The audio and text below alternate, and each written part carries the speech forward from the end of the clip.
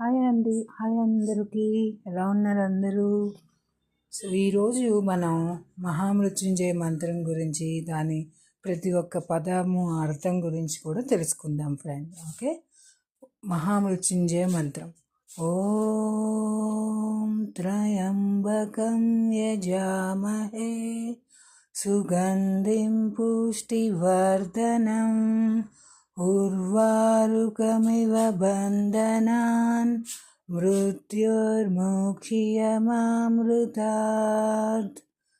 దాని ప్రతి పదార్థం.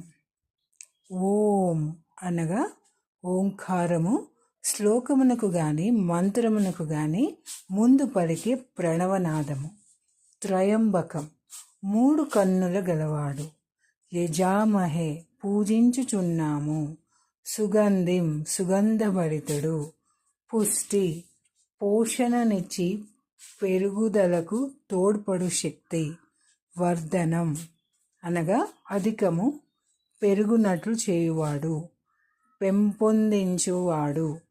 ఉర్వారుకం, దోసపండు ఇవ, వలె. బంధనాత్, బంధమును తొలగించువాడు. మృత్యోర్, మృత్యువు నుండి. అమృతాత్, అమృతత్వము కొరకు, అమరత్వము కొరకు. మాం, నన్ను. ముక్షియ, విడిపించు అని అర్థం ఫ్రెండ్స్. అందరికీ శక్తి నొసగే ముక్కంటి దేవుడు సుగంధభరితుడైన పరమశివుని నేను పూజించుచున్నాను. ఆయన దోసపండు తోడిమి నుండి వేరు చేసినట్టుగా నన్ను అమరత్వము కొరకు మృత్యుబంధము నుండి విడిపించుగాక. మనకు ఉన్న తెలిసిన మంత్రాలలో గాయత్రి మంత్రం వలె ఈ మహామృత్యుంజయ మంత్రము పరమ పవిత్రమైనది, అతి ప్రాచుర్యమైనది. క్షీరసాగర మదనంలో జనించిన హలాహలాన్ని రుద్రుడు పరమశివుడు దిగమింగి మృత్యుంజయుడు అయ్యాడు.